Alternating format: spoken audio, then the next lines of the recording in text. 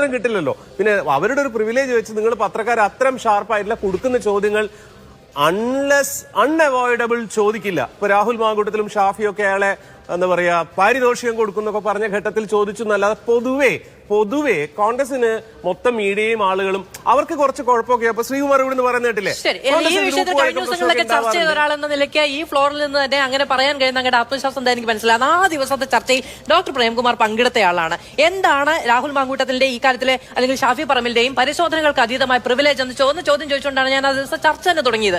നിങ്ങൾ കൽപ്പിച്ചു കൊടുക്കപ്പെടുന്ന പ്രിവിലേജ് എന്താണെന്ന് എനിക്ക് മനസ്സിലാകുന്നില്ല. അല്ല, ഞാൻ പറഞ്ഞ ആ സംഭവത്തിൽ നിലമ്പൂരിലെ പെട്ടി വിവാദത്തിൽ മീഡിയ മുഴുവൻ അവരെ എക്സ്പോസ് ചെയ്തിട്ടുണ്ടായിരുന്നു, ഗ്രില്ല് ചെയ്തിട്ടുണ്ടായിരുന്നു, സത്യമാണ്. പക്ഷെ പൊതുവെ അങ്ങനെ ഉണ്ടാവാറില്ല. ഒരു ജനറൽ ട്രെൻഡ് എന്നുള്ള രീതിയിൽ അങ്ങനെ ഉണ്ടാവാറില്ല. അത് കേരളത്തിന്റെ ഒരു ടോട്ടൽ പൊളിറ്റിക്കൽ സൈക്കിയുടെ ഭാഗമാണ്. കോൺഗ്രസ്സുകാർ കുറച്ച് ഗ്രൂപ്പ് വഴക്കാവാം, കുറച്ച് അഴിമതിയാവാം, കുറച്ച് കൊലപാതകമൊക്കെ ആവാം, അതൊന്നും കുഴപ്പമില്ല. കോൺഗ്രസ്സുകാർക്ക് കുറച്ച് കൊലപാതകമാകാം എന്ന നിലപാടെടുത്ത മാധ്യമങ്ങൾ കേരളത്തിൽ ഏതാണ്?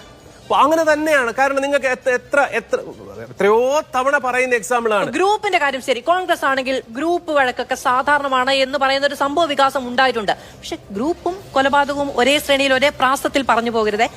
പറയാം. നിലമ്പൂർ ഇലക്ഷൻ നടക്കുന്ന സമയത്ത് രാധ എന്നുള്ള പേര് ടെലിവിഷൻ ചർച്ചയിൽ ഇടതുപക്ഷത്തിന്റെ ആളുകൾ പരാമർശിച്ചു എന്നല്ലാതെ എത്രത്തോളം പബ്ലിക് സ്പേസിൽ വന്നിട്ടുണ്ടായിരുന്നു നിങ്ങളൊന്ന് ആലോചിച്ച് നോക്കൂ. മറിച്ച് അതേ സംഭവം നടക്കുന്നത് CPIMന്റെ ഏരിയ കമ്മിറ്റി ഓഫീസിലായിരുന്നെങ്കിൽ ഈ ഇലക്ഷനിൽ മുഴുവൻ ആ പേരാവുമായിരുന്നു പബ്ലിക് സ്പീയറിൽ ഉണ്ടാവുക. അങ്ങനെ ഒരു പ്രിവിലേജ് കാലാകാലമായിട്ടുള്ള ഒരു അടിപിടി ഉണ്ടല്ലോ, വല്ലാത്ത രീതിയിൽ അത് പിടിച്ചു വാങ്ങാനുള്ള ശ്രമം നടത്തുന്നുണ്ടല്ലോ.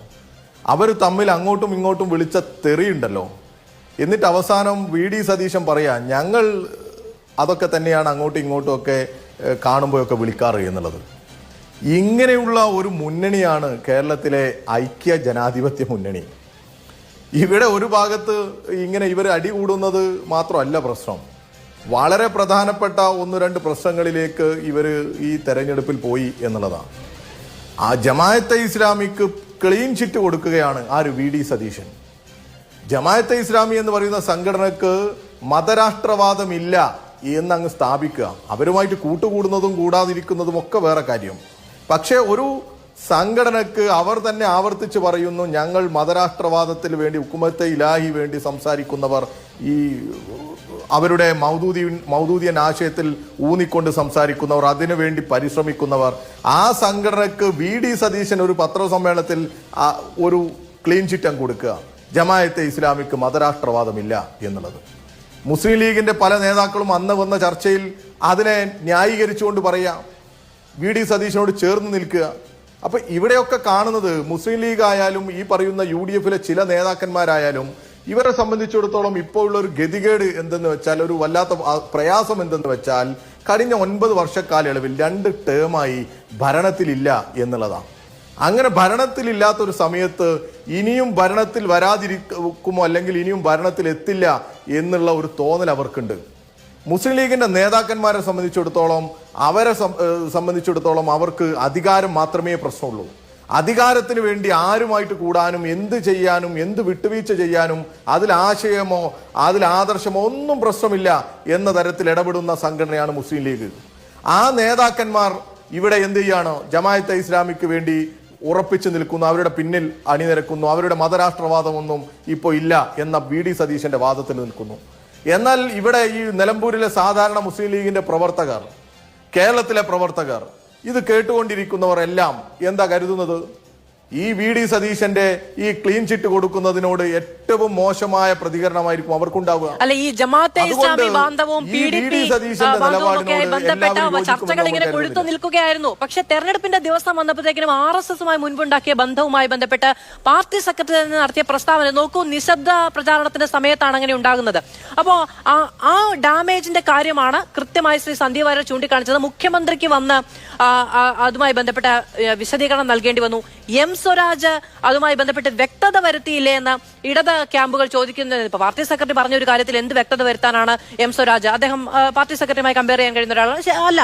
ഇപ്പോൾ വളരെ സംഘടനാപരമായി വലിയ നേതാവായിരിക്കാം, വലിയ CPIMന്റെ പ്രത്യയശാസ്ത്ര ബോധമൊക്കെയുള്ള ആളായിരിക്കാം. പക്ഷെ പാർട്ടി സെക്രട്ടറി തിരുത്താൻ കഴിയില്ലോ, അല്ലെങ്കിൽ അദ്ദേഹം പറയുന്ന കാര്യത്തിന് ന്യായീകരണം പറയാൻ കഴിയുന്ന ഒരാളല്ലോ. പാർട്ടി സെക്രട്ടറി ആവർത്തിച്ച് എന്ത് വിവാദം ഉണ്ടായാലും കുഴപ്പമില്ല എന്ന നിലയ്ക്ക് പറഞ്ഞൊരു കാര്യം തെരഞ്ഞെടുപ്പിന്റെ ദിവസം ഏറ്റവും വലിയ ചർച്ചയില്ലേ? അതെ മാധു, ആ ഇന്റർവ്യൂ പൂർണ്ണമായും മാധു കണ്ടു എന്നാണ് ഞാൻ കരുതുന്നത്. എവിടെയെങ്കിലും RSS ഒരു വർഗീയ സംഘടനയല്ല എന്ന് പാർട്ടി സെക്രട്ടറി പറഞ്ഞിട്ടുണ്ടോ? പാർട്ടി സെക്രട്ടറി പറഞ്ഞിട്ടില്ല. ജനസംഘവുമായിട്ട് അന്നുണ്ടായിരുന്ന ഒരു ധാരണ, അന്ന് നമുക്കെല്ലാവർക്കും അറിയാം, ഈ കോൺഗ്രസിന്റെ തന്നെ ഇപ്പൊ ഇവിടെ മത്സരിക്കുന്ന ആര്യാടൻ ഷൗക്കത്തിന്റെ പിതാവ് ആര്യാടൻ മുഹമ്മദ് ഉൾപ്പെടെയുള്ള കോൺഗ്രസിലെ ഒരു വലിയ വിഭാഗം ഈ അടിയന്തരാവസ്ഥയോട്, ഇന്ദിരാഗാന്ധിയുടെ ഏകാധിപത്യ നടപടിയോടൊക്കെ എതിർപ്പുള്ളവരെല്ലാം മറുവശത്തായിരുന്നു. ആ അർദ്ധ ഫാസിസ്റ്റ് സമീപനത്തിനെതിരെ ജനങ്ങളാകെ ഒറ്റക്കെട്ടായിരുന്നു എന്നുള്ളതാ പറഞ്ഞത്. അവിടെ ജനസംഘത്തിനായാലും ജനസംഘം വന്ന് പിരിച്ചുവിട്ട് ജനതാ പാർട്ടി ആയപ്പോഴും ഒക്കെ എടുത്ത സമീപനം നിങ്ങളെ കുറിച്ചൊക്കെ നമ്മൾ ചർച്ച ചെയ്തതാ. ആ ഇന്റർവ്യൂവിലെ ഒരു ഭാഗത്ത് ഇങ്ങനെ പറഞ്ഞു പോയ സമയത്ത് പറഞ്ഞതിനെ കുറിച്ചൊക്കെ പിറ്റേ ദിവസം ഗോവിന്ദമാഷ് തന്നെ വളരെ ക്ലിയർ കട്ടായി വിശദീകരിച്ചിട്ടുണ്ട്, ഞാൻ ഇതാ പറഞ്ഞത് എന്ന്. എന്നാൽ VD സതീശൻ അങ്ങനെ അല്ല പറഞ്ഞത്.